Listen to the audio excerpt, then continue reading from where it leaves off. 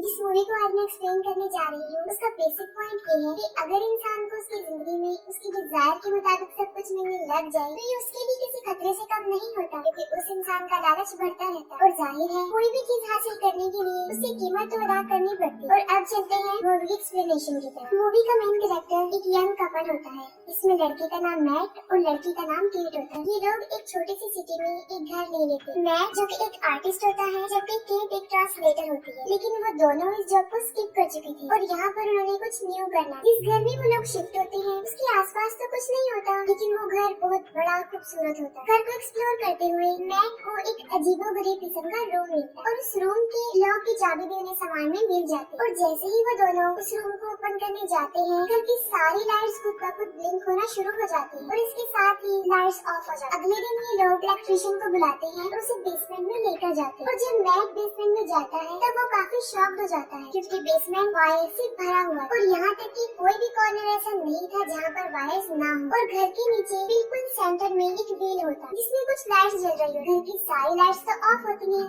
लेकिन वो लाइट्स जल रही होती है। इलेक्ट्रिशियन को ये सारा सेटअप काफी अजीब लगता है और इसीलिए वो उनकी कोई भी हेल्प नहीं कर पाता। लेकिन जाते जाते वो मैट को कहता है कि मैं हैरान हूँ कि आपने ये घर खरीदा क्योंकि बहुत टाइम से ये खाली पड़ा हुआ। और एक अजीब बात वो बताता है कि अब से पहले जो लोग यहाँ पर रहते थे उनका यहाँ पर मर्डर भी हुआ। ये सुनते ही मैट काफी डर जाता है और वो सोच में पड़ जाता है कि हम एक ऐसे घर में रह रहे हैं जहाँ पर किसी का मर्डर हुआ और जाहिर है उन लोगों के लिए ये काफी डेंजर था। ये सब बातें वो केट से डिस्कस नहीं करता और खुद नेट पर सर्च करता है। तब उसे पता चलता है कि 1975 में एक लड़के ने इस घर में रहने वाले कपल को मार दिया था, लेकिन उन्हें मारने की रीजन आज तक पता नहीं चली और उसके बाद उस लड़के को एक मेंटल असाइलम में भेज दिया गया। इन सब बातों के बाद मैट एक लैंप लेकर अकेला ही इस रूम में बैठा रहता है और वो विश करता है कि काश मेरे पास एक और ड्रिंक की बोतल। और तब उसके पास पड़ा हुआ लैंप ब्लिंक करता है और कुछ देर के लिए लाइट चली जाती है और जब लाइट आती है तब उसके सामने वाइन की एक बोतल पड़ी होती है, जिसे देखकर वो काफी डर जाता है कि ये क्या हुआ।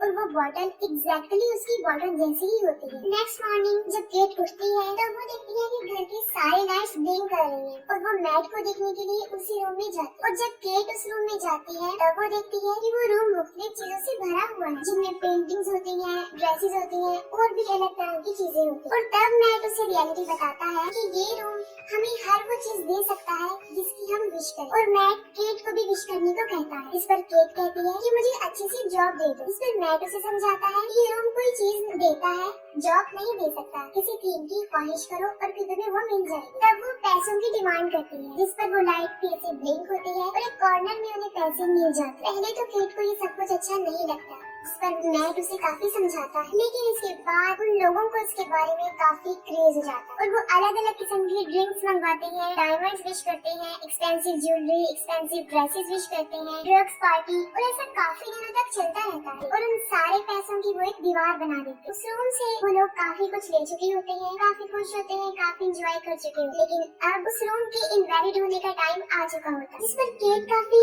परेशान रहने लगती है और मैट उसे फैमिली प्लानिंग के बारे में ट्राई करने का कहता है। लेकिन इस बात पर केट राजी नहीं होती क्योंकि इससे पहले भी 2 बार उसका मिसकैरेज हो चुका है। इन दोनों में काफी बहस होती है। तब फ्रेश एयर लेने के लिए मैट घर से बाहर चला जाता है और केट उदास होकर घर में ही बैठी रहती है। उसके दिमाग में एक अजीब सा आइडिया आता है और वो उस रूम में जाकर बच्चे की विश कर देती है। इसके बदले में उसे बच्चा मिल भी जाता है। जब मैट घर में आता है और उस बच्चे को रोता हुआ देखकर काफी हैरान हो जाता है और केट पर शाउट करता है कि हमने सिर्फ चीजों को विश करना था, किसी इंसान को नहीं। ये तुमने क्या किया और इसका अंजाम क्या हो सकता है। वो दोनों इमोशनली काफी वीक हो चुके थे और बच्चे को दोबारा गायब भी नहीं कर सकते। मैट इस घर में होने वाले मर्डर की आर्टिकल इंटरनेट पर देता है। तब उसे पता चलता है कि किलर का नाम जॉन डो था और इसी रूम के कहने पर ही उसने उन्हें मारा था और उस किलर से मिलने मेंटल असाइलम में जाता है। मैट जब वहाँ पर पहुँचता है तब जोंडो को पता चलता है कि ये लोग उसी घर में रह रहे हैं, जिस पर वो कहता है कि जितना जल्दी पॉसिबल हो सके उस घर को छोड़कर चले जाओ। घर वापस जाते हुए मैट अपनी गाड़ी में पेट्रोल फिल करवाता है और जब वो अपनी पॉकेट में हाथ डालता है तब वो देखता है कि वहाँ पर पैसे नहीं है बल्कि मिट्टी है। और यहाँ पर उस रूम के बारे में एक बड़ा सीक्रेट पता चलता है और वो ये है कि उस रूम से विश की गई चीज अगर उस घर से बाहर जाएगी तो वो डिस्ट्रॉय हो जाएगी। वो भागकर घर वापस आता है और फिर से पूरे घर को एक्सप्लोर करता है। उस वजह को जानने की कोशिश करता है कि ऐसा क्यों होता है,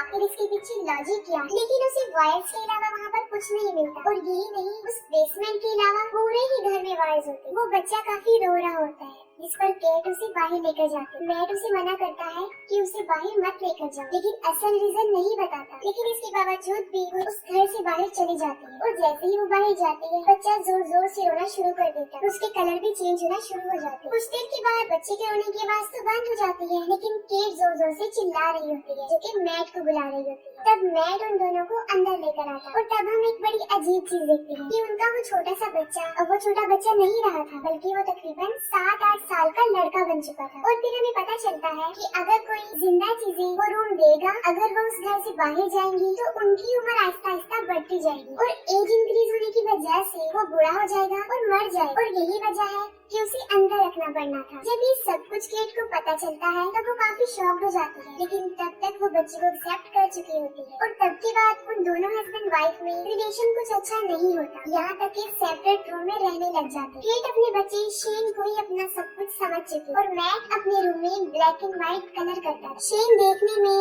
रहने सहने में बाकी बच्चों जैसा ही होता है, लेकिन उसका बाहर जाना अलाउ नहीं होता। और शेन को लेकर उन दोनों में काफी क्लैश रहता था। एक दिन उन दोनों के झगड़े की वजह से शेन सारी रात सोता नहीं है, वो उस पूरे घर में ही घूमता रहता है और घर में घूमते फिरते वो उस बेसमेंट में चला जाता है और उन वायर्स उस व्हील के पास पहुंच जाता है और आहिस्ता आहिस्ता उसके सामने सब कुछ एक्सपोज होना शुरू हो जाता है और वो उस रूम में भी चला जाता है। तब उसे उसका सीक्रेट पता चलता है कि वो इस दुनिया में कैसे है और उसे ये भी पता चल जाता है कि उसके पास काफी पावर्स भी है। तो फिर अगले दिन शेन अपने इमेजिनेशन से उस रूम को बहुत बड़ा गार्डन बना देता है, जहाँ पर बहुत सारे ट्रीज होते हैं, आइस भी होती है, जिसका वो स्नोमैन बना देता है। जो कि इस बच्चे के साथ खुश होती है क्योंकि वो उसे अपना बच्चा समझकर उसे पाल रही होती है। लेकिन मैट इन सब से खुश नहीं होता और उसे रियलाइज होता है कि इस बच्चे के पास काफी पावर्स, इसका इस्तेमाल करके वो कुछ भी कर सकता है। और यही नहीं, वो बच्चा उनके लिए किसी खतरे से कम नहीं था। इसी दौरान मैट के पास मेंटल असाइलम से जॉन डो का फोन आता है और वो अपनी रियलिटी बताता है कि उसने क्यों उस कपल को कत्ल किया। वो कहता है कि मैंने उस कपल को इसलिए मारा था क्योंकि उन लोगों ने उस रूम से एक बच्चा विश किया और वो बच्चा कोई और नहीं बल्कि जॉन डो ही होता। और अब जबकि वो बड़ा हो चुका था, उसे बाहर भी जाना था, चीजों को एक्सप्लोर भी करना था और एक नॉर्मल इंसान की तरह जिंदगी गुजारनी थी। लेकिन उसके लिए काफी रेस्ट्रिक्शन। तब रूम उसे कहता है कि तुम्हें बाहर जाने के लिए उसी को मारना पड़ेगा जो तुम्हें इस दुनिया में लेकर आया। और यही वजह है कि वो विश करने वाली औरत को ही मार देता और इसके साथ साथ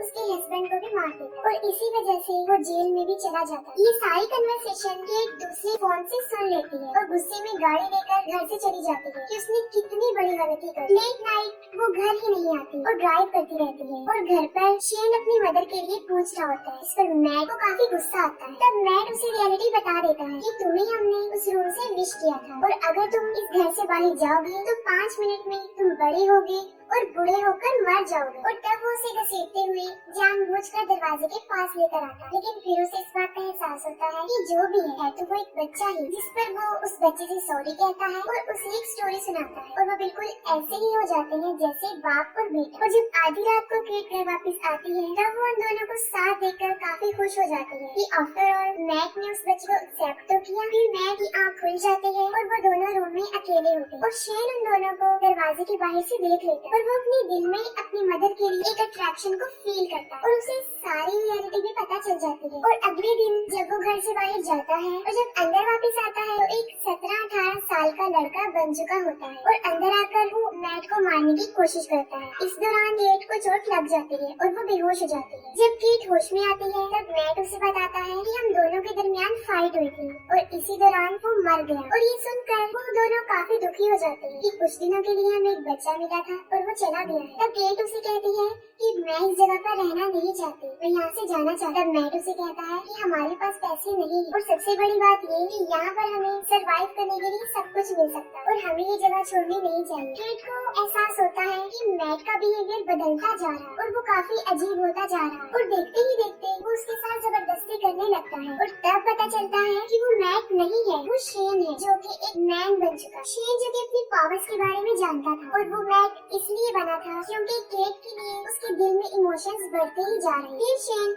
उस रूम को कन्वर्ट करके अपने घर जैसा ही बना लेता जैसा उनका घर था। केट जो कि बेहोश होती है, शेन उसे उठाकर उस रूम में लेकर जाता है। मैट जो कि बेहोश होता है, उसकी आंख खुलती है, वो पूरे घर में उन दोनों को ढूंढता है, लेकिन इसके बावजूद भी वो दोनों उसे कहीं भी नहीं मिलते और यहाँ तक कि वो रूम भी लॉक होता है और उसके साथ वाली दीवार में वो बहुत बड़ा हॉल करके अंदर चला जाता है और वहाँ पर उसे बहुत सारी वायर्स मिलती जिन्हें वो हटाकर उस दीवार के दूसरे पार्ट चला जाता है और वहाँ पर उसे अपने घर जैसा ही सारा एनवायरनमेंट नजर आता है और तब मैट समझ जाता है कि सारा किया धरा शेन का है और तब गेट के सामने दो मैट आ जाते हैं जिस पर वो काफी कंफ्यूज हो जाती है और यहाँ पर वो शेन को बुलाती है जिस पर वो रिस्पॉन्स करता है। तब उसे पता चल जाता है कि असली मैट कौन है और शेन कौन है और केट मैट को लेकर वहाँ से भागने लगती है, लेकिन वो सब कुछ शेन की पावर से हो रहा था। वो पूरे घर का सेटअप चेंज करना शुरू कर देता है और उन्हें भागने का कोई रास्ता ही नहीं मिलता। जो असली मैट था अब वो तो घर से बाहर भाग रहे हैं, जिस पर शेन भी उनका पीछा करता है, लेकिन तब तक वो लोग उस दीवार को पार करके असली घर में आ जाते हैं और उनके पीछे पीछे